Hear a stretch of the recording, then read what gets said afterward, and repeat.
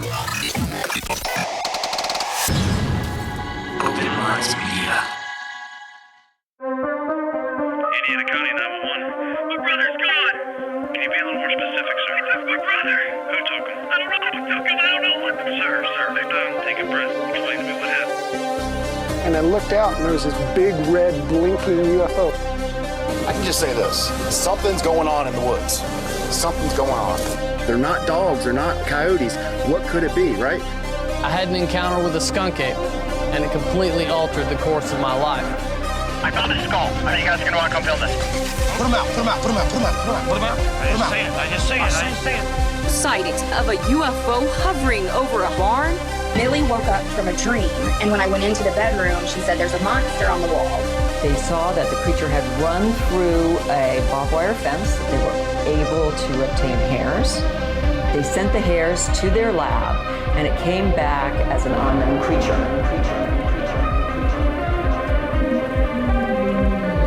Bizarre Encounters with Shayn Orin. What is up, guys, and welcome back again to the most bizarre show on the internet. I am the one that they call Shane Squatch. And I am the one that really nobody calls the big bad boo daddy, Orin Felix. People do it on the Instagram, actually. I got at least like one of the listeners that'll message me or always say something about Big Bad Boo Daddy and shit. So there's at least one person out there that does it. I mean, I do too, so that's two. You're going to have to screenshot that. I need photographic evidence. I just do not believe that this is caught on. But I'm going to screenshot the next one. I'll send it to you. Or I'll just tell him, because I know he's listening to the show. Just message Orin. Message him on the Framework Instagram and just call him Big Bad Boo Daddy and just blow him up with messages saying that shit. There you go. Show me that Boo Daddy love. But I guess kind of getting into what we're going to get into today. First, of course, we have to do news and updates, all that fun stuff. So first and foremost, Orin, I want you to let them know about our first piece of news and updates. All right, guys. So we've got our next YouTube live stream coming up. It's going to be Thursday, March 6th at 7:15 Eastern Time. That's going to be live on the Open Minds Media YouTube. And you guys be sure to submit questions, articles, videos, anything you want us to inquire about. So submit those questions and then pop in the chat and talk to us and give your input as we're blabbering on. So, yeah, everybody, Thursday, the 6th, 7:15 Eastern. Should be tomorrow from when this episode drops. If you're listening to it on, of course, the day the episode drops, which is Wednesday, tomorrow. Just make sure you guys are keeping posted over there for that one. And Orin, you're going to love this one. This one is partially nice, but hopefully all intended to be nice. I guess I'll kind of word it out and kind of let everybody know what's going on here. It's like a Stewie Griffin compliment sandwich. Exactly. That's kind of what it feels like a little bit. But anyways, we got a new review. It's been a little bit since we've gotten one for the show, which I definitely appreciate. We definitely see the ones on Spotify, not as many on iTunes, but it's always nice when somebody types something out. And this person definitely did that, but I don't know if they intended to put the star rating that they did. So I'll read the review, and then I will let you guys know the star rating, which is the kind of funny part. But this one comes from Jess Good 143, and she says, assuming it's a C because it's Jess, but I dig it. Truly, I do. I appreciate the knowledge shared and acquired. When someone or someone's can make you laugh and think, you got a winner chicken dinner. And then they gave us a bunch of black hearts for the title and gave us 1 star. I mean, I think that's pretty funny, honestly. I want somebody to give us a 5-star review and just call us stupid pieces of shit now. That would really round everything out. I mean, Jess, if you intended to give us 1 star, I guess I get it because we are a little bit unhinged over here. But if you didn't, if you don't mind fixing it, that'd be cool. And to the next person that gives us 5 stars, feel free to trash talk us because why not? I guess that'd be kind of funny. Except for that one person that went through on a bunch of episodes and said that I suck and basically was talking shit on a bunch of the comments on Spotify. Whoever you are, you're kind of strange because you listened to 20 different episodes just so that you could talk about how much you hated me on the show. So, what? I don't know. No what such thing as bad publicity, Shane. Either way, I'm here. I'm not going anywhere. So go fuck yourself. I don't need your trophy, so you go. I just want to tell you all, go yourself.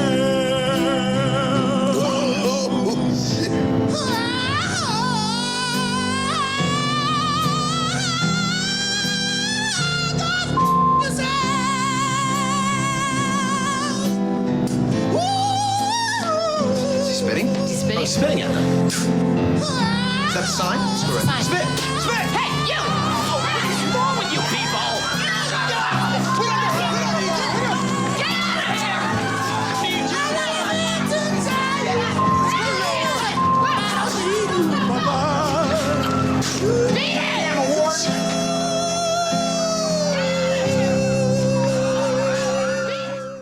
And that's all I have to say about it. And speaking of going and fucking yourself, Shayn, if anybody wants to contact us for any way whatsoever, tell them how they can do that. You guys can, number one, email us at bizarreencounters@outlook.com, or you guys can get a hold of us through social media. Instagram and Facebook are the ones that we are the most active on. And you guys can also get a hold of us through the Linktree submission form, which of course is up at the top. And you guys can also report encounters to that also. And the last way you guys can get a hold of us, or give us a shout out, because we can always play it on the show, or text us, however you want to do it, you guys can call into our hotline number. And that number is 313-364-1551. And before we get into the show, of course, if you guys enjoyed the show and you guys think we deserve it, just like that last rating, if you guys don't mind leaving a 5-star review, well, hopefully 5-star review and or rating on Spotify and or iTunes, we would greatly, greatly appreciate it. Your continued support is what makes this show possible, and your opinions go a long way to help this show grow and improve. So anything that you guys do to help this show grow grassroots, we definitely appreciate. And as always, all of this shit we've mentioned is in the link tree in the show description. And hopping into today's topic, and I apologize for that intro, guys. I feel like we haven't recorded in a few weeks, we haven't recorded in 2 weeks, so I'm a little bit out of it. I apologize. I will get back into the swing as we go through this episode. But as far as today goes, we have another awesome deep dive from Big Bad Boo Daddy Orin over here. So without further ado, I guess besides the people that read the episode title, which I'm assuming you probably already at this point, let them know what we're getting into. All right, so this is a subject that I've been wanting to do for a while and just never really got around to it. So I finally decided to pull the trigger on it. Today we are going to talk about Operation Highjump. And this is probably something that a lot of our listeners are kind of aware of. It's one of those kind of fringy topics that kind of kick around in the community from time to time, it seems like. But unless you've got anything to add before we get started, Shayn, I will go ahead and jump into the notes. I'm just saying I'm already excited for it, so let's hop into it, because I've been wanting to do this one on the show for a long time, too, and I'm excited that you put something together, man. All right, well, hop in whenever you want to. So I'm already bringing up pictures for the people watching the video. So all right, so let's bring them up as we go along. All right, Operation Highjump was a United States Navy expedition, and it took place from August of 1946 through February of 1947, a year we talk about a lot on this show. And allegedly, man, we're in like the second sentence of the notes. Already in with the allegedlys. There's going to be a lot of allegedlys in this one. But anyway, so allegedly, the main purpose of the expedition was to establish a permanent Antarctic base. And just for everybody out there that, you know, might be dumbasses like me that just learned this doing the research for this, Arctic means North Pole, and Antarctic means South Pole. I was, today years old when I found that out. So just for everybody out there, Arctic, North Pole, Antarctic, South Pole. So there you go. You think that the one that's bigger would have the longer name, but it's the opposite, right? Because isn't the North Pole bigger than the South Pole, or is the South Pole bigger than the North Pole? I have no idea. Anyway, it's hard to look at on a map because it has like that weird curve to it. So I feel like it gets contorted on maps. And not to get into the whole flat Earth theories with all this, actually maybe we will at some point. But either way, it's kind of hard to tell on a map, especially when you're looking at a globe, because it just doesn't. You can't look at it right, Yeah, I'm not sure which is bigger, but that's what the terms mean. So we're going to kind of use those interchangeably as we go through the episode. So one more time: Arctic, North Pole, Antarctic, South Pole. So anyway, just for the fun of it, because we do have the internet at our fingers, which is bigger, the Arctic or the Antarctic? Many have things in common, and one is their size. The polar regions cover the ends of the Earth like caps, and the Arctic is just slightly larger than Antarctica. So the North Pole is a little bit bigger than the South Pole, but they're very, very close in size. And the Arctic covers an area of approximately 14.5 million square kilometers, or 5.5 million square miles, just if anybody wants that information. Well, it has to be bigger because that's where Santa Claus lives. That's true. They need a little bit more ice just because of all the shenanigans going on with the elves, Oh, elves and their shenanigans. So, all right, jumping Sounds back like a in. magical fiasco, just to bring that one back up again. Keep that on the back burner. So this base that they were going to establish was known as Little America 4.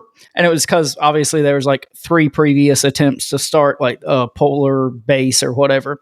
But anyway, so this was intended to serve as like a hub for future research and expeditions. Over on this side, actually, because I got the map up of that perfectly. Yeah, there Little you go. America, there it is. And so some of the other objectives of the expedition were to train personnel and like test equipment in cold weather conditions. And here you go.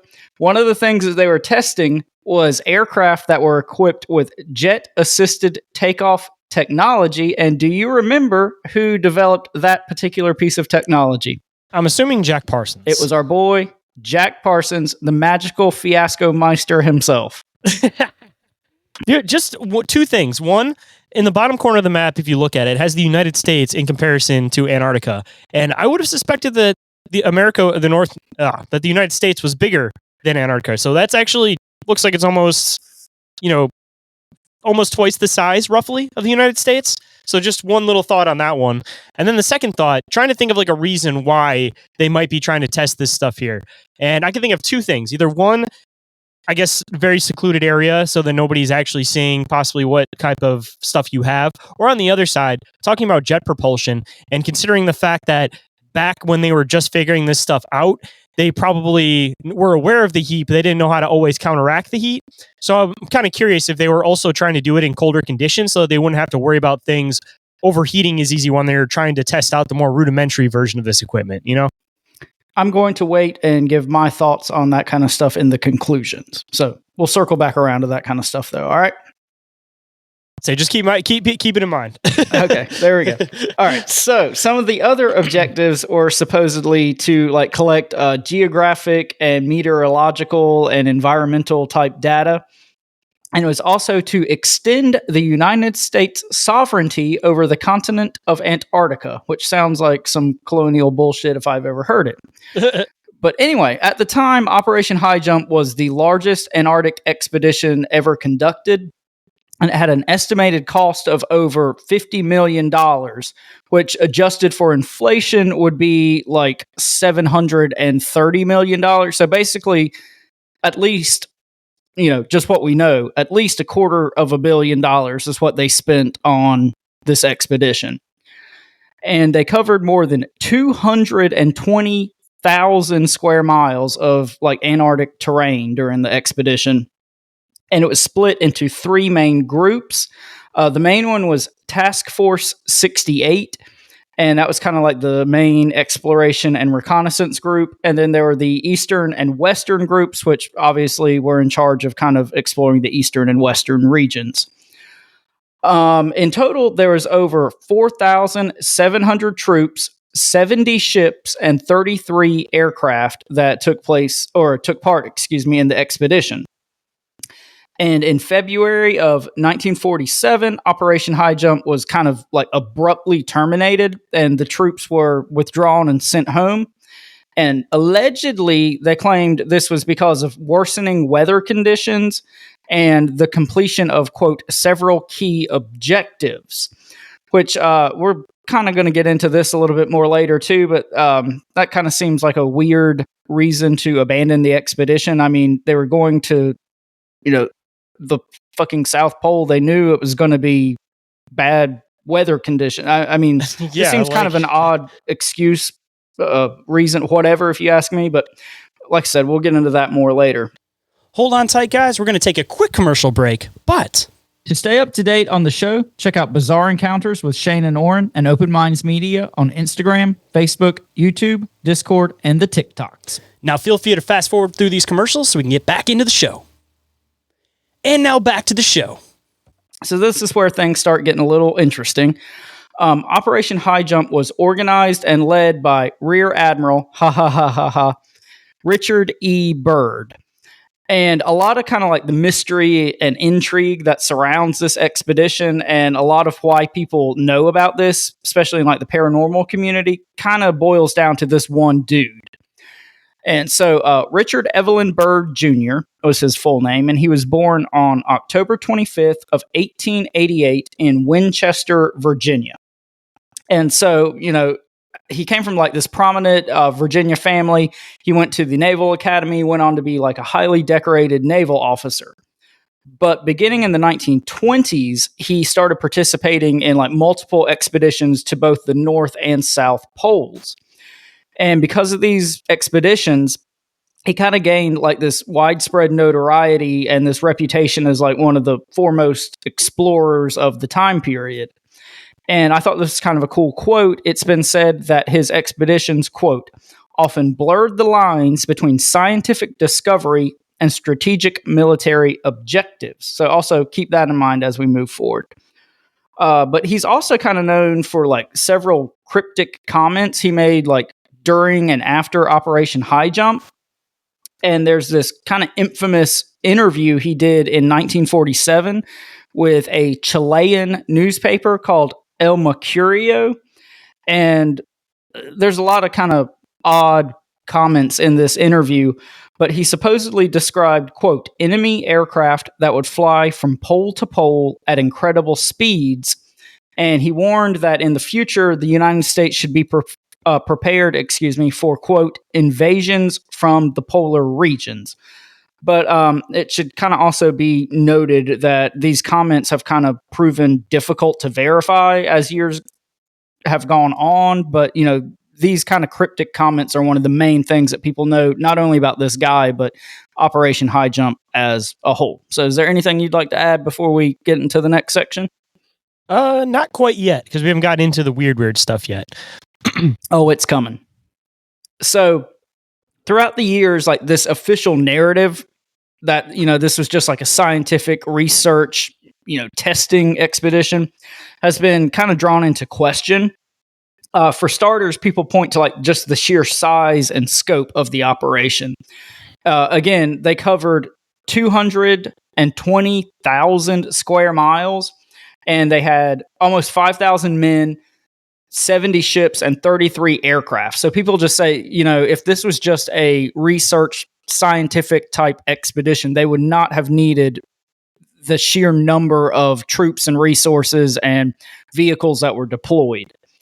And again, people also point to the abrupt abandonment of the expedition. Like I was saying a few minutes ago, you know, this is an Arctic expedition, and they supposedly didn't see bad weather conditions coming. Kind of a weird reason to pull out, if no pun intended, if you ask me. They saw these weird clouds instead. We're going to get into that. Another thing that people point to a lot is something called the Antarctic Treaty of 1959. And this treaty was signed by 12 nations, including the United States and the Soviet Union. So 1959, the U.S. and the Soviet Union are, you know, at the height of the Cold War. Both of them signed this treaty. And what it did was it effectively banned future military operations in Antarctica, and it like severely limited civilians' access to the continent. Like you could only go very specific places under very specific circumstances, and that's pretty much the same way it is today. And of course, you know, the willingness of these rival nations to cooperate on this treaty during the Cold War has led a lot of people to wonder, you know, what were they trying to hide? I mean, it had to be something that was bigger than Cold War animosity that they wanted to keep hidden and out of the public view if, you know, these basically warring countries and factions were working together on this treaty in the middle of nowhere. Like, that seems just like kind of a bizarre thing, if you ask me. I brought up the main points of this treaty. I don't know if you have them all listed, but just because I brought this image up, it's kind of useful. I don't have them number actually one, listed. No military use. Number 2, freedom of scientific investigation. 3, free exchange of scientific plans and data. 4, any territorial claims put on hold. 5, nuclear free zone. 6, applies to land but not seas. 7, all stations open to inspection by other nations. 8, national laws apply to citizens, not to areas. Number 9, the treaty may be modified at any time. Requires anomalous agreements of treaty nations. Number 10, all treaty nations to ensure no one carries out acts against the treaty. So just if anybody was curious. So one, I mean, putting the nuclear stuff to the side. And I also find the whole free exchange of scientific plans and data kind of interesting, because I'm assuming that means that, you know, within countries, if you were working on something that's, I don't know, maybe something's a little bit more secretive, does that mean that you'd be able to like share it between other people that are researching from other countries, and it doesn't become like, something weird where if like you're working on something that's maybe something that's genetics and there's somebody from like Russia that's working on something from genetics, are you guys able to like share that data then if you're in Antarctica? Like that's kind of how I take that. I don't know, like all this stuff sounds great and wonderful and rainbows and butterflies when you read it, but like when you take the real world aspect, like it's obviously to me some sort of smoke screen or diversion or something. There's no damn way that especially the US and the Soviet Union, just forget all the other countries that were involved with it, or having this, kumbaya, campfire, everybody love everybody treaty at the height of the Cold War. There's just no way they were doing that, in my opinion. They were thrown off by even anybody that was like speaking Russian in the country, or anybody that even had like a slight Russian accent, let alone saying, "Yeah, let's go do some scientific data together." Like, fine. We like fucking raided Hollywood of people that maybe went to a communist meeting when they were in college, but yet supposedly we were working hand in hand with these guys on the fucking South Pole. Yeah, that just doesn't. Not to get into a whole other conspiracy track for me, but this almost kind of fits the whole conspiracy that everybody talks about, that everything is just a stage and these countries aren't actually at war with each other. It's just all part of a giant chess game that's being played, but behind the scenes, all of them are conducting this research together, doing all this stuff together. And like the Arctic in a weird way almost kind of brings some validity to that claim, We're going to kind of get into more of that later. So let's put that on the back burner for the moment, but we're going to get into some more weird stuff now. So another prevalent theory is that Operation Highjump was actually a covert military mission, and its purpose was to either investigate or possibly try to like attack and destroy a secret underground Nazi base. And this is where stuff just gets fun, because I am just a whore for like all of the like Nazi occult UFO weirdness. Like I just love it. Like just Indiana Jones shit. I'm there for it. So people point to the fact that in 1938, the Nazis embarked on an expedition to allegedly explore and map Antarctica. And during this expedition, the Nazis claimed a piece of Antarctic territory and named it New Swabia.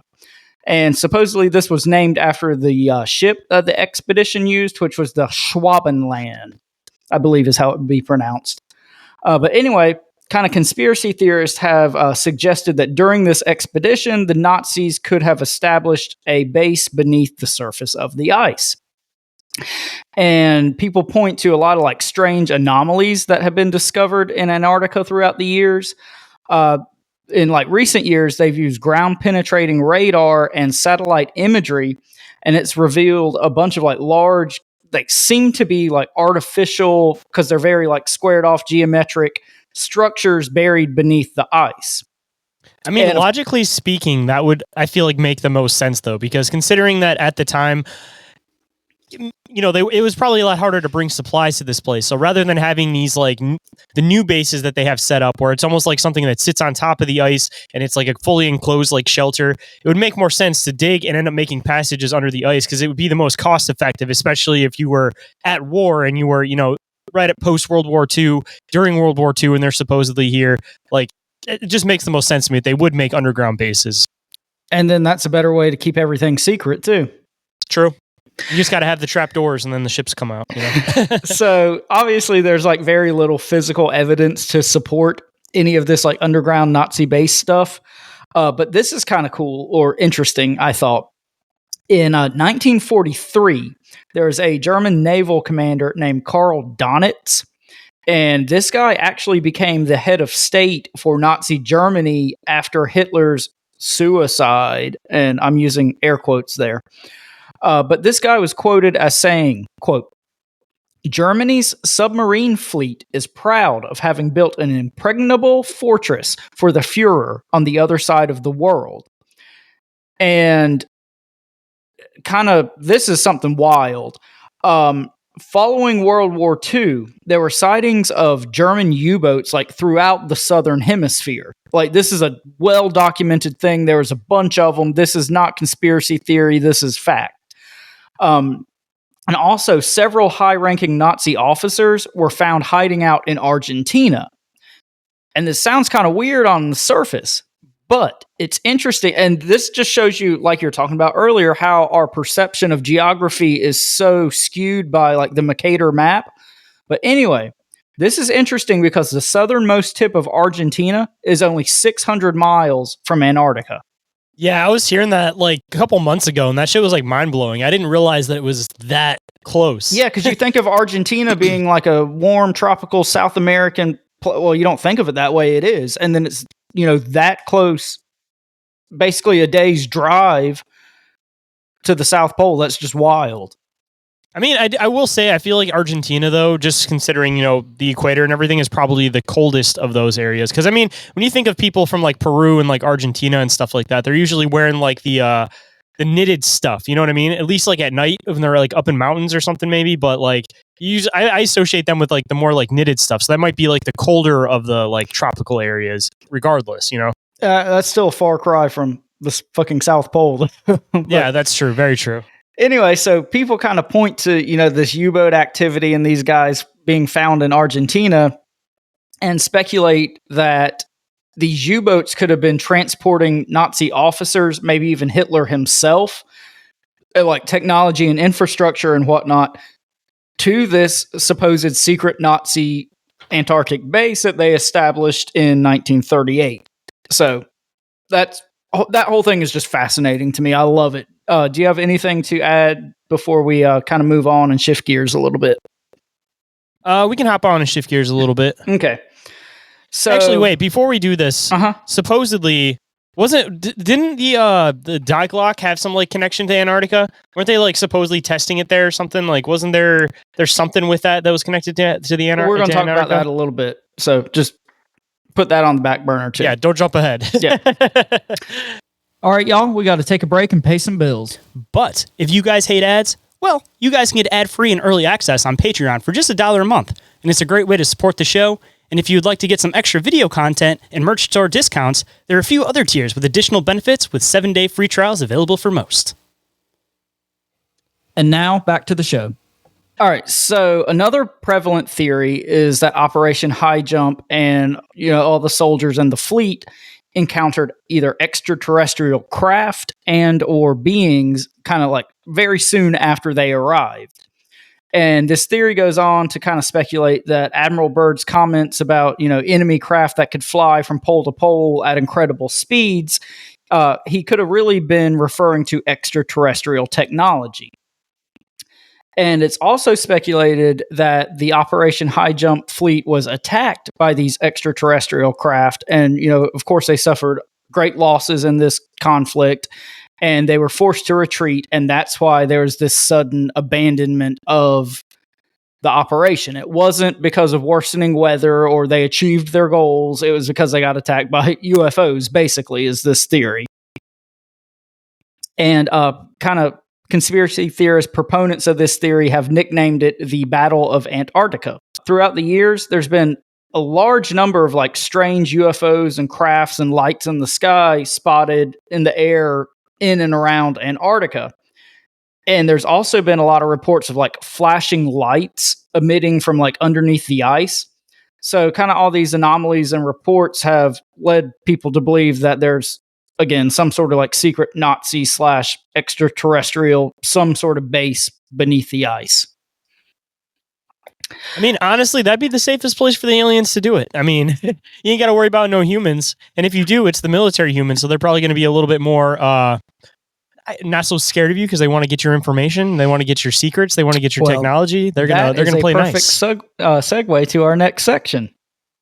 So kind of jumping back into this Nazi stuff, some people have also suggested that during this New Swabia expedition, the Nazis like actually made contact with these extraterrestrials and they struck some sort of deal or agreement with the extraterrestrials and thereby like acquired advanced technology.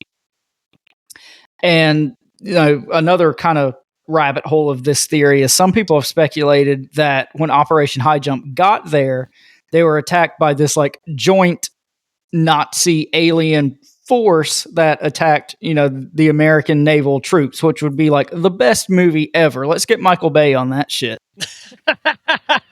I'm sure they got some like crazy indie movie that's made that has that. Like was that one weird ass indie movie that has like Hitler riding a dinosaur during part of it. What is that? Oh, that sounds like a documentary. It is. What do you mean? All right, so kind of getting back into what you were talking about a few minutes ago. What's interesting about this whole Nazi Iron Sky. Okay, that's it. Sorry. Well, this whole Nazi like extraterrestrial kind of union idea is, as everybody knows, the Nazis were like renowned for developing these like highly advanced weapons and technology, and a lot of this was achieved through their Wonder Weapons program. And this is often cited as like the program that created the Nazi Bell. And this is something that would be cool to do a whole episode about at some point. But long and short of it, basically, this was a kind of anti-gravity craft that was shaped like a bell. And some people even say that it could manipulate space and time. So basically, it was a time machine. And it looks very similar to like the Kecksburg UFO. Yeah, you got pictures of it pulled up right now. So I know this is something you've kind of looked into in the past. Do you have anything you want to add here? So just some weird connections to kind of throw in as far as this stuff goes. So the connection with like Kecksburg. I ended up doing a whole episode with Ron from New England from the Wicked Planet podcast at one point about it, but trying to make some like connections to it. Supposedly, when people saw the Kecksburg UFO land, they saw two people that looked like they were wearing Nazi uniforms that walked out of it, and then obviously they ended up taking this thing away. But they said that obviously the Die Glocken like totally like disappeared. They can never figure out where it went, and part of it too was they said that there was hieroglyphics on the Nazi bell, and then they also mentioned the fact that there was hieroglyphics on the Kecksburg UFO. So there's like a bunch of these like little weird connections on top of like the shape itself.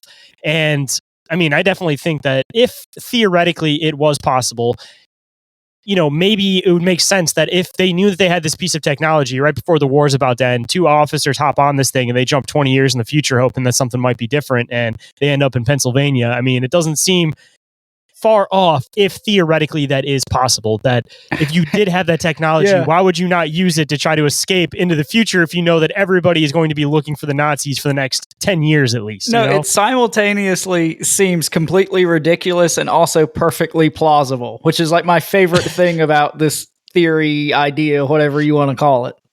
It's one of those things that it's just like, if you believe in the possibility of time travel, it completely makes sense. And it's like, time travel just sounds like this ridiculous, like, fiction idea. But then you start digging into like quantum physics and like astrophysics, and it's like you have half of the scientists that believe that it could theoretically be possible, but we haven't achieved it yet. And then the other half is like, no, there's no way that could ever potentially be possible. But not to get into a whole giant rabbit hole with all of this stuff, but you start getting into like the dimensions, and they say that like, I think it's our dimension or the next dimension up is time. So theoretically you could go up to the next dimension and you'd be able to manipulate time from there. So talking about this whole like elevation thing that everybody's talking about, like raising everybody's vibration, all that type of stuff.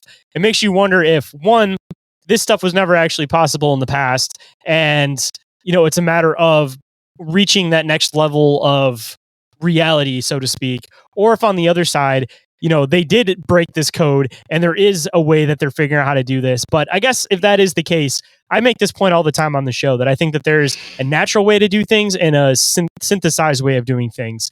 And, you know, there's going to be two ways around it. You can either open up a portal, or I'm sure that there's natural portals. So assumably the same for this stuff. There probably at some point would be some natural version of time travel if our species was to evolve to a higher dimension. Not saying that in like the enlightened way, but like in the literal way we became one with like the next dimension up higher than us. But I lost my train of thought on that one.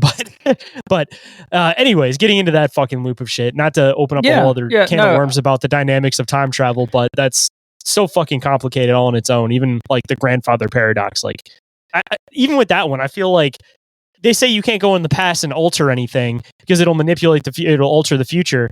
But theoretically, if that is the past and you've already been into the past, isn't it already changed on your timeline for the timeline that you're currently existing on? So you could theoretically go into the past and do whatever you want, and it already happened in the past of your timeline. Like that's how I see it. Not to again get off on this whole side tangent about time I've already travel. made all my Marty McFly jokes on the show, so I've got nothing. But anyway, no, just what I was going to say is, even if you don't factor in the whole, they were in league with extraterrestrials angle, like if anybody could have discovered this kind of shit, it seems like, the Nazis are a pretty safe bet on just find this anti-gravity technology or occult shit, or who knows what the hell those crazy bastards were doing. But anyway, this is kind of cool or interesting, I thought. The guy who ran like the Wonder Weapons program, it was a general named Hans Kammler, and he was one of these guys that mysteriously disappeared at the end of World War II. Nobody ever found him. So a lot of people have kind of speculated that this guy could have, been on one of these U-boats and taken this technology down to this secret Antarctic base and continued like developing these advanced weapons and technology, possibly with the help of extraterrestrials. So there you go. I mean, that could also potentially be a theory for the treaty itself, that if a bunch of the Nazis took off and they were still working on this type of technology, everybody's already aware of Operation Paperclip. That isn't even like a conspiracy anymore. Yeah. Every country just did, I want that one, to all the Nazi scientists. So if you had a bunch of these Nazi scientists that took off to this area and you knew that they were working on advanced stuff, and they were a group that you didn't want to get split between multiple countries because of what they were working on, but every country was interested in what they were working on, that could be grounds right there for making this treaty, that everybody is prone to the information. Everybody can freely trade information, which would make sense of that one that I was pointing out. If it's just this Nazi group that's working on shit that needs to be off grid or off the radar from the rest of the world. But again, everybody wants the technology. Well, you can't get much more off the grid or off the radar than the South Pole. So yeah, you can't even travel. I mean, just comprehending how big it is. If it is, from what it was shown on that map, almost twice the size of the United States, even if you're going on the coast of the United States, you're not seeing anything that's happening in the center. And if that's that hard of conditions, like there's no inevitable way that anybody would ever come you could be across 10 miles in from the coast and nobody would ever even stumble upon it, That's what I'm saying. Like, that's so ridiculously vast. Like, I've never even comprehended the size of how big Antarctica is until I saw that comparison. Like, that is a huge fucking landmass. Yeah. Yeah. So, okay. Kind of the next thing we're going to jump into is, I'd say, kind of one of a lot of people that are familiar with Operation Highjump probably have at least heard of. And it's this alleged missing diary that Admiral Byrd had. And so this whole section is allegedly. I'm going to say it again. Just across the board, allegedly. Always allegedly. So, according to, this missing diary, on February 19th of 1947, Admiral Byrd flew over the North Pole. And this is interesting because at this time, he was obviously supposed to be at the South Pole for Operation Highjump. And the missing diary states that as Admiral Byrd was flying over the North Pole, he suddenly saw this like strange mountain range. And after he crossed over this mountain range, he then saw like these lush green vegetation and this valley with trees and a flowing stream. And the diary even says that he saw this large animal. Supposedly at this point, the plane's like radio and controls and navigational equipment started to malfunction. And the plane was approached by multiple disc-shaped crafts with strange markings on them, one of which was even a swastika, supposedly. So this gets back to the whole Kecksburg thing we were just talking about. And so the plane was supposedly like caught in some sort of, quote, invisible vice grip and brought, down to the surface and landed. And the plane was approached by several tall, blonde men with slight Nordic or German accents. So there you go. And sounds like the Nordics, maybe a like little the bit. alien race, the Nordics, or the master race, I guess, with the Nazis. I still think there's a weird connection to that, if I'm being honest with you, because they're diving into the occult. So I wonder if their idea of this master race actually came from these extraterrestrials that they're, having contact and exchanging information and technology with. No, there's like so much. That's why they were like, these are the people. These are their descendants. Yeah, there's so much. getting us canceled right now, but yeah, the whole like Nazis and master race and racism and extraterrestrials and like a lot of that shit's like really intertwined in some really crazy ways, if you ask me. And also, just to point something out, like we were just talking about with Antarctica, just how big the landmass is.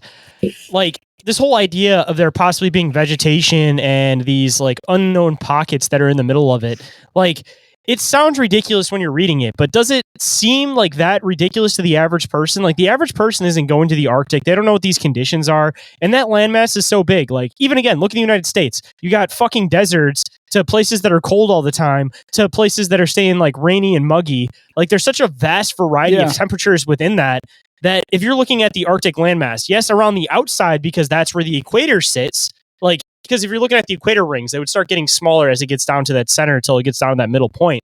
So looking at it that way, I mean, it could make sense that nobody really knows what the temperature, besides people that have maybe actually been there, would be theoretically in the center. Like it could totally be a totally different temperature than it is on the outside. Just again, looking at the vastness of temperature that there is even within the United States, like it would. Could it be possible that there's an area where it's, yes, completely frozen, but when it hits into the middle of it, I'm not saying it's going to be like hot and tropical or anything like that, but maybe like, you know, Michigan type weather, maybe, you know, like enough that mammoths would theoretically be there because there were mammoths all over Michigan where it still stays cold, but it's still warm enough for life though, you know? Is it though? Like, is there that much of a difference between Michigan and Antarctica? Do we have confirmation of that? Depends on the time of year, I guess. Okay. All right. Somebody should look into that. But I don't know. I feel like it's still, even just hearing these claims for what they are, I mean, I could definitely wrap my head around the idea of it being a possibility. I mean, even minusing like the UFO stuff, like just being able to find like a landmass where the terrain is completely different in the middle of the Arctic, like besides everything else, like still just sounds like it could be possible to me. Yeah. I mean, I certainly don't completely discount it. So even like the mammoth thing too, if you had something where, again, people can't get into the center, it would make sense too that you would have this pocket of maybe these animals that got isolated during like the last ice age, for example. And if there's not humans that are there to kill off the mammoths, because that's what ended up killing the mammoths off, was being hunted into extinction by man, it would make sense that there could be a pocket of them living in there that may have been blocked off during the last ice age too. I mean, even the mammoth idea doesn't seem that ridiculous, you know? Yeah, I mean, we talk about these like kind of hidden pockets of animals, creatures, whatever on the show from time to time. Like when we talked about our living dinosaur episodes, and, you know, a lot of like cryptid type stuff could be explained by just that very thing. So yeah, I mean, that's another one of those things that sounds ridiculous when you say it, but the more you kind of get to thinking about it, we just don't know enough about any of this shit to concretely say one way or the other, you know? I'm going to spend every single last dollar I have doing an expedition. And I know most people would do it to the Amazon, you know, to find like Mukele Mbembe, all that stuff. No, man, I'm going to the middle of the Arctic to go look for a fucking mammoth. And I'm probably going to die in the process of it. But at least I'll say that I lived, man. And right on my deathbed, when I'm about to die, I'm going to be half frozen in the snow. There's going to be a giant pack of wild mammoths, and it's going to be the greatest experience of my life. Well, I will not be Except for nobody else will know about it. Yeah, so you can... I'll be about all by myself. Nobody will know about it. All right, so... Hold on tight, guys. We'll be back with that bizarre stuff you crave. But... if you would like to rock some gear for your favorite podcast or creature, hop on over to the OMM merch store for a wide range of designs with new drops regularly. And we're back with the high strangeness. Let's get back into it. So jumping back in, at this point, Admiral Byrd and his radio man were taken from the plane and placed on, quote, a small platform-like conveyance. And this transported them to, quote, a shimmering city pulsating with rainbow hues of color. And eventually, Admiral Byrd and his radio man arrived at this large building, and they were taken by two of the tall blonde men to some sort of elevator. The elevator took them to like a lower level of the building that opened up into this long hallway. And at the end of this hallway was this large door. And one of the men told Admiral Byrd, quote, "Have no fear, Admiral. You are to have an audience with the master." So Admiral Byrd, went through the door and he saw an old man with, quote, delicate features sitting at this table. And the old man motioned for Admiral Byrd to sit down. And he said, and this is going to kind of be a long paraphrased quote do you have anything to add before I read it? I have a theory that I want to toss in on this one, but I'll let you get through this next part first. All right. So I'm going to kind of breeze through this. But this is what this guy said. The Missing Diary said. We have let you enter here because you are of noble character and well known on the surface world, Admiral. You are in the domain of the Ariani, the inner world of the Earth. I shall tell you why you have been summoned here. Our interest rightly begins just after your race exploded the first atomic bombs. We sent our flying machines to investigate what your race had done, for you have learned to tamper with a certain power that is not for man, namely that of atomic energy. Our emissaries have already delivered messages to the powers of your world, and yet they do not heed. Now, you have been chosen to be witness here that our world does exist. You see, our culture and science is many thousands of years beyond your race, Admiral. Your race has now reached the point of no return. We see at a great distance a new world stirring from the ruins of your race, seeking its lost and legendary treasures. And they will be here, my son, safe in our keeping. When that time arrives, we shall come forward again to help revive your culture and your race. Return to the surface world with this message. And to me, this is like straight out of the benevolence. We've talked about this from time to time on the show, like the whole Integratron, George Van Tassel type stuff. Like, this is the whole message that these extraterrestrials always give humanity. Hey, be nice to everybody. Don't blow yourselves up with atomic bombs. So, just to throw this in here, and I'm glad that I waited until you added that last part in because it almost kind of connects it a little bit more. I don't know if anybody's ever tossed this theory, but this place that Admiral Byrd is speaking of, we've talked about this whole idea that multiple things can have, or one thing can have multiple names through different cultures.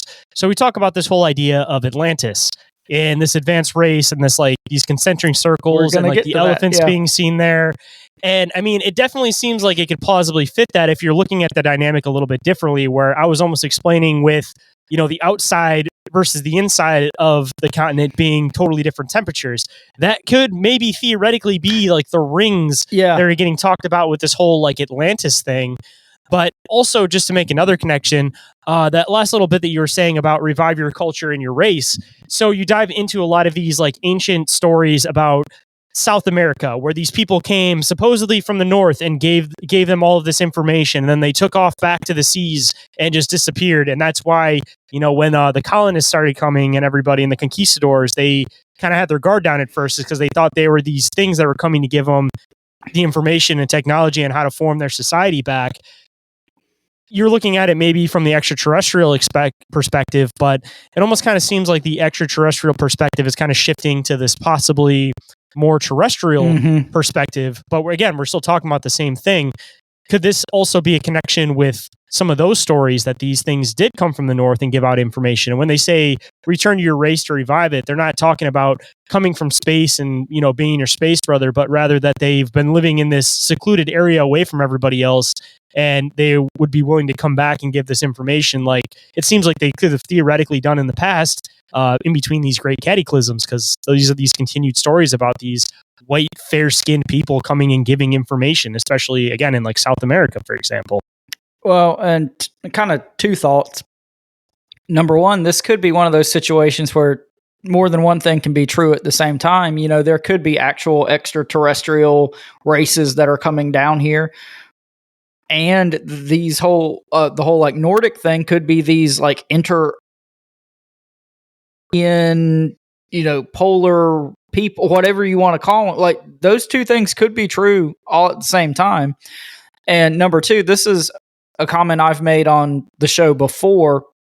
I think the whole like extraterrestrial versus ultra-terrestrial type argument is fun to think about, but like at the end of the day, I think people kind of get too caught up with that. Like, at the end of the day, these things are from somewhere else, and does it really matter a whole lot if they're from space or the inside of the earth? They're still alien to us, No, I completely agree. And just to throw it in too, it may not even necessarily be that looking at these old reports saying that they came from the sky.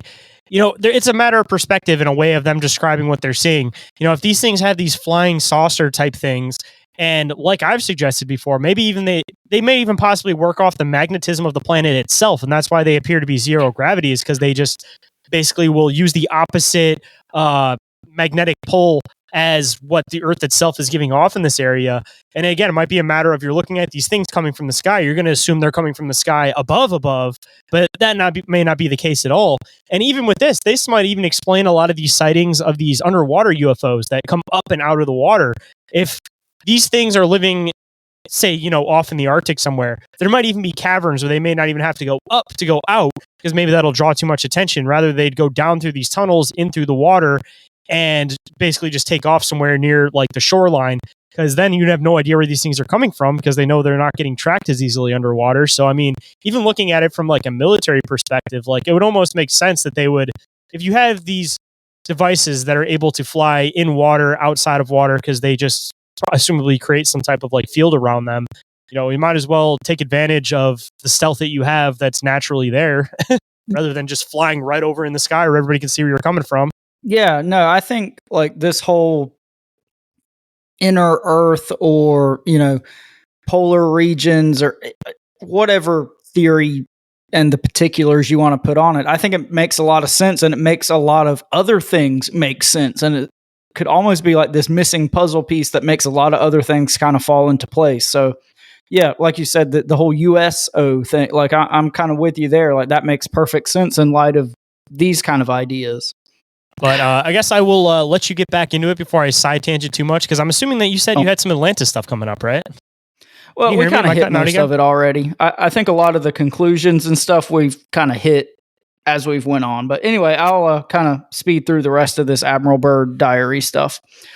So after Admiral Byrd spoke with the Master, he was taken back up the elevator and reunited with his radio man. And they were returned to their plane, and it was lifted by that unseen force, and it was guided out of the Earth's interior by two of these disc-shaped crafts. And at that point, the plane's radio and navigation equipment began functioning again, and Admiral Byrd was able to safely fly to their Arctic base camp. And this is kind of interesting, I thought. On March 11th of 1947, Admiral Byrd supposedly attended a staff meeting at the Pentagon, and he informed like high-ranking government officials about this supposed journey he had taken inside the Earth. And he was then detained and interviewed by, quote, top secret forces and a medical team under strict control via the national security provisions of the United States and ordered to remain silent. So that's basically just Men in Black shit right there. Always. So, kind of rounding this out, the validity of this whole missing diary thing has obviously been like drawn into question. And there's some skeptics that say it can be traced back to like the 1970s and this Missouri-based organization called, quote, the Society for a Complete Earth. And the leader of this society was a man named Captain Tawani Wakawa Shush, I think is how it would be pronounced, Shoush. And the claim is kind of that this guy based the diary off of unsubstantiated claims that originally appeared in a 1959 book called Worlds Beyond the Poles, Physical Continuity of the Universe. And this claim has kind of been not debunked, but people have argued against it and said that no, actually this like secret diary has been circulating for like years or decades before this book was. Other people have suggested, and this is the one that I kind of put more stock in, that Admiral Byrd's whole missing diary thing was a deliberate disinformation act, and its purpose was to kind of muddy the waters regarding the true nature of Operation Highjump. But something I think is kind of interesting to think about is, well, what if it's the opposite of that? What if Operation Highjump was this whole fucking smoke screen for what Admiral Byrd was really doing on the North Pole? So you could go either way with that one as far as I'm concerned. Just another theory to throw in on this one too. I mean, I feel like it could definitely be possible that digging into the stuff that he was digging into in Antarctica, if he was starting to get to a point where he almost they felt like he was going to start releasing information. Another way to completely discredit him is they release this journal and they make it seem like any theory he comes out with is going to sound like a ridiculous claim. So it could almost be counteractive to the fact of he started becoming too privy to too much information that was going on in Antarctica. So they just wanted to muddy the waters with just him putting out information in general. Yeah. Since he had already been kind of making these claims about advanced technology and whatnot, I think that makes a lot of sense. And I think this whole diary thing, there's going on, and it just depends on what direction you want to go with it. All right, so we've basically hit all the high points. We're kind of going to go into miscellaneous and conclusions at this point. A lot of this stuff we've already talked about, but something that I think definitely needs to be mentioned is this whole kind of time period when this happened. So again, Operation Highjump began in August of 1946, so only about a year after the end of World War II and when the atomic bombs were dropped. And it was abandoned in February of 1947. And like we said, 1947, that's the big year. That's when the Kenneth Arnold UFO sighting happened, which kickstarted the whole modern UFO phenomenon. That happened on June 24th. Roswell happened only a couple weeks later. And this is also roughly the same time period when Jack Parsons and L. Ron Hubbard were doing the Babylon working, which I'm not going to get into here. We've got a whole 3-part series. If you guys haven't listened to our Jack Parsons series, go listen to that. But anyway, so the whole timeline thing of this, I think almost gives more validity to the fact that something weird information as far as I'm concerned. I definitely agree with you there. And I mean, even on the other side of it, regardless of what people are doing today as far as scientific stuff goes, back in this day in particular, there's a lot more of the occult stuff tied in with this stuff where I feel like people got a lot more experimental with stuff than maybe they would today with as far as reading old books and trying to do these certain particular things. So, considering that, again, the Nazis were just so heavily into the occult and they were trying to, find all of the Ark of the Covenant and all of this type of stuff. Again, just doesn't seem out of range or out of character with what any of these people were supposedly doing around this time. No. Whether or not there was actually anything that was fully happening, I still think that there was a lot of focus and energy of people trying to do weird stuff in this area. Exactly. Like we said earlier, if you just say a lot of this stuff just on the surface, it sounds ridiculous. But if you think about it or dig one level deeper, it's well, that's not much of a jump. If you're willing to entertain, alternative ideas and thoughts and fringe ideas, this isn't that much of a stretch to me. No, I definitely agree with you there. It's just a matter of whether or not you want to get into the extraterrestrial realm of this type of stuff, or you want to kind of leave it straight to history, which I think is where a lot of the conspiracy comes in with this stuff, is that there's the people that are looking at it from strictly the historical standpoint of a lot of the stuff going on in the Arctic, and the people that are looking at the conspiratorial side of it. And I think that's where all the kind of conflict comes in, is from the people that are digging into the weirdness and the people that are just trying to follow the main story of what history says is happening in this area, out of just interest in the area. Yeah, I feel like as soon as you bring up aliens, 90% of people are just going to automatically disregard anything you say after that. But the thing about this is you can totally leave the aliens completely out of it. The Nazis were just doing so much crazy shit that you could just run with that angle, just stuff we know was going on, and this still makes perfect sense. I almost think it makes more sense that way, personally. All right, guys, we got to take another break. We'll be right back. And now we're getting back to the bizarre. Do you ever wonder just how much of the weird stuff we hear about the Nazis could strictly be just propaganda? like there's a lot of conspiracies based around World War II to begin with, but I mean, just a lot of these like weird stories coming out about the Nazis.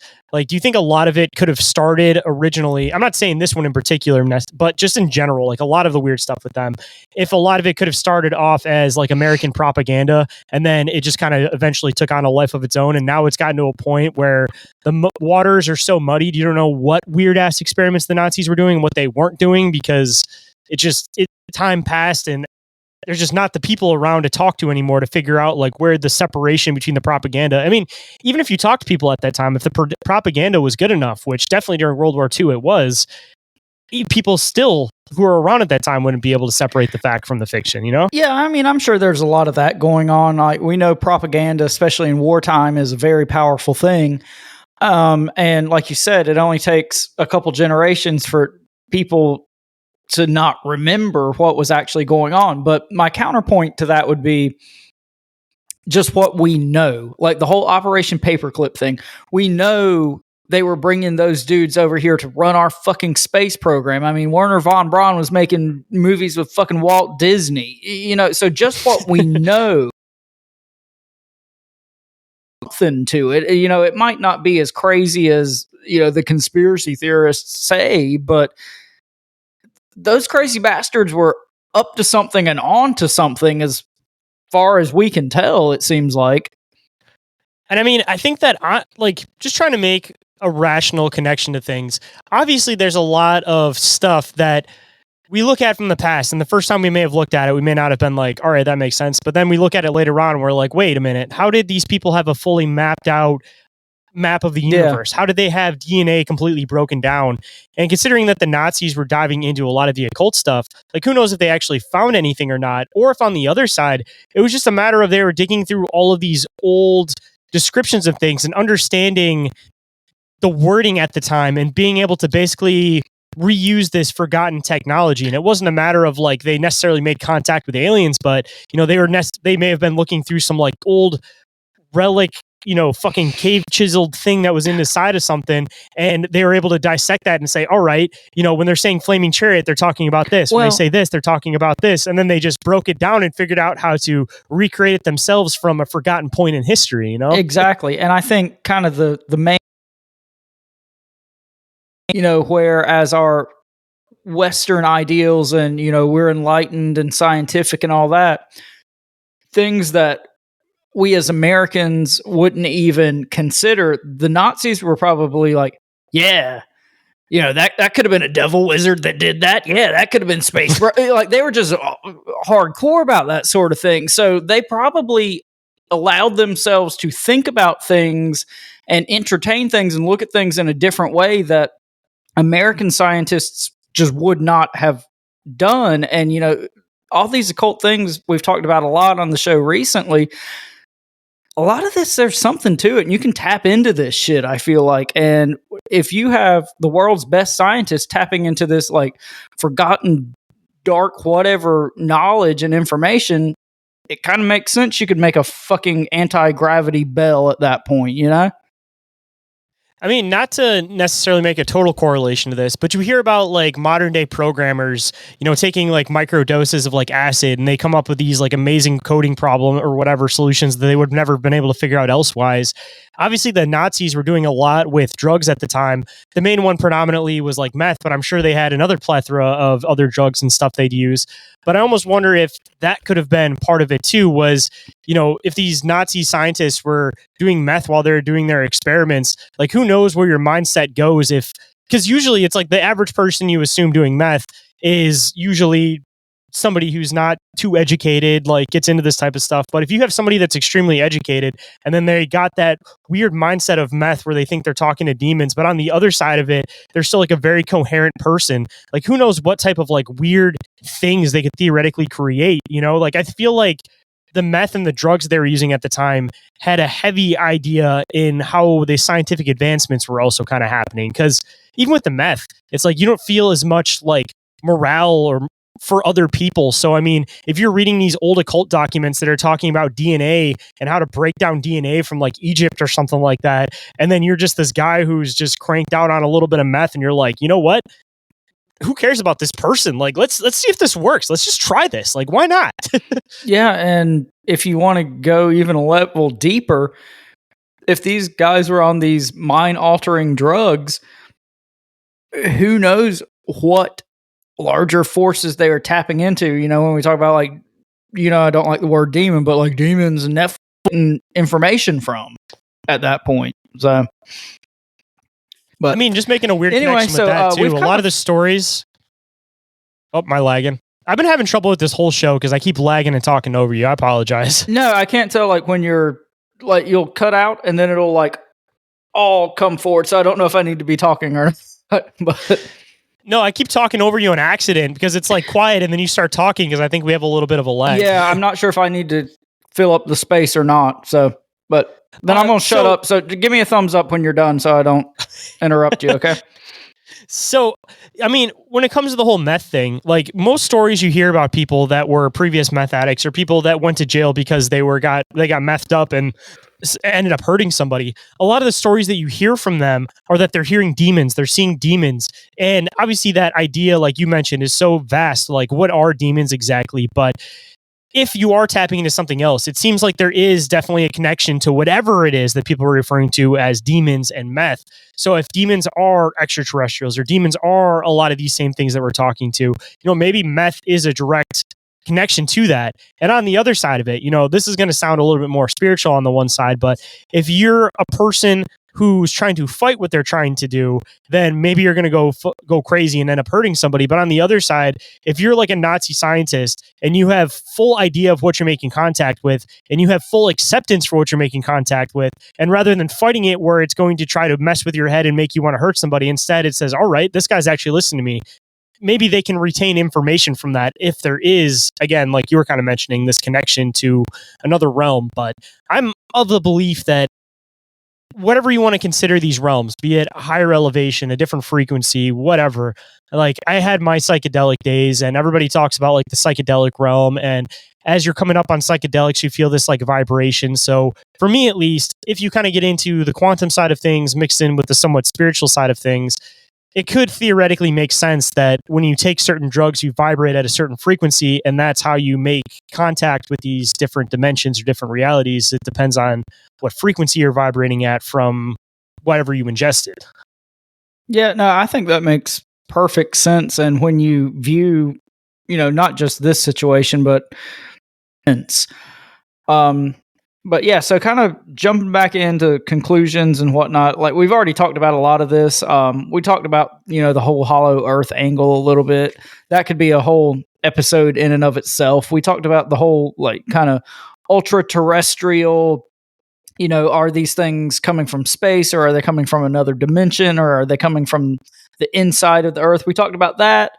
We talked about Nazi time travelers. We talked about the Antarctica Atlantis connection. We talked about how a lot of this stuff kind of, you know, corresponds a little bit with flat Earth, which I'm not going to get into. But yeah, so kind of at the end of the day, there's got to be a spec to it somewhere, just because it's very loose, but they're still connecting pieces. Like, yeah. What part is the true information is up for debate, but there seems to just, within this, there is some grain of truth to it. There is some seed of truth to it, you know? Yeah, I mean, anything ridiculous sounding, there's probably, like you said, some little nugget of something in there. But kind of my closing thoughts on this whole subject is episode to research and put together. There's not a ton of like readily available information about it. And there's, you know, a lot of just the few facts, quote unquote, about Operation Highjump. You know, it happened this time, it was this many ships, this many men, you know, these were the goals, bad weather condition. And that's about it on that side.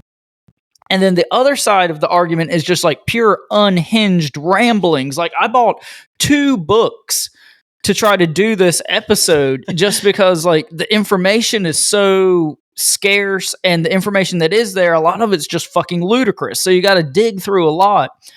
You know, this was one, like I said, I was super excited to do for a long time. And I was like all in on Operation Highjump when I started this, and I actually like believe it less now than I did going into this. I think the whole thing very well could have been a smokescreen. I think they for sure were looking for something.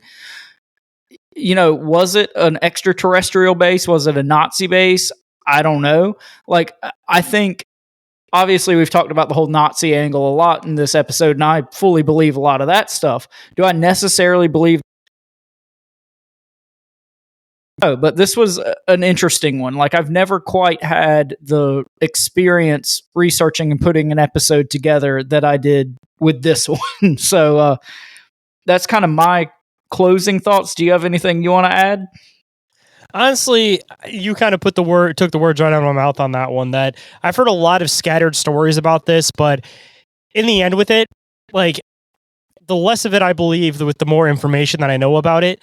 But on the other side, I definitely think something was going on. Yeah. I just think that, like you said, it's almost like a smokescreen, that there was weird shit going on. So they intentionally just try to muddy the waters as much as possible so that when people think of the Arctic, they think of this and they think of that instead of actually what they may have been doing there.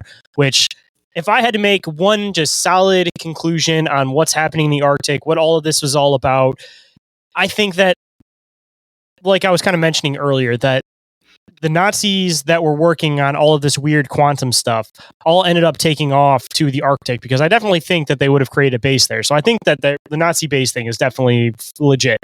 But all of the countries basically didn't want to split up this group, but they all wanted the information. So then they started creating all of these mysterious stories based around this place, trying to smokescreen the fact that basically they had a group of Nazi scientists that were continuing this weird quantum research. And, you know, whether or not that's continuing now, whether, you know, it was something they passed on to their kids or none of those people even had kids and it's something that's dead now. I feel like the phenomenon that we're talking about with Operation Highjump is a lot different than what's actually going on there now, just because I think that, like, the same people wouldn't be around doing the same stuff anymore. Like, I feel like the phenomenon has changed. The name of the operation has changed. So even if you try to go back and try to find the root of this information, like, it's so far down the line now that you're never going to be able to find the scrap of truth in it. But again, if I had to make like a final guess on this, I think that the whole treaty, the reason why that was created, the reason all these stories were created, was just because there was a Nazi group here working on weird shit and everybody wanted the information. So they just muddied the water to keep everybody away that wasn't supposed to be there. And they just used the information, got the information out, and kind of went from there and just let all the Nazi stories become this weird, ominous, legendary woo-woo thing, you know? Yeah, I think I'm pretty much right there with you on that. I think, you know, just between Operation Paperclip and stuff we know happened in these like U-boat sightings and the Nazi officers being found in Argentina, like you said, I think it's highly likely that Nazi scientists were doing something in the Arctic or the Antarctic. I fucked it up there. In the Antarctic. Mm-hmm. But what that thing was, I don't know. Do I think Admiral Byrd's diary is legit? Nah, not really. But there's something weird going on there. And like you said, I think a lot of the stuff surrounding it is a smokescreen. Hold on tight, guys. This is our last ad break. But if you've got some free time, don't forget to check out the awesome friends of the show, I Know Squatch, Snarly Yow Natural Products, Crypto Teology, and Big Ape Threads. And our other friends with affiliate links, Dimension Devices, Oregon-ite, and Sticker Mule, with additional discounts and credits available down in the show notes. And we are back, so let's hop right in. And on that note, Shayn, if you don't have anything else, why don't you tell all the listeners how they can get up with us if they want to? First and foremost, you guys can email us at bizarreencounters@outlook.com, or you guys can get a hold of us through social media. Instagram and Facebook are the ones that we are the most active on. Or you guys can get a hold of us and or submit an encounter to our submission form, which is available on our link tree. Or you guys can always call or text our hotline.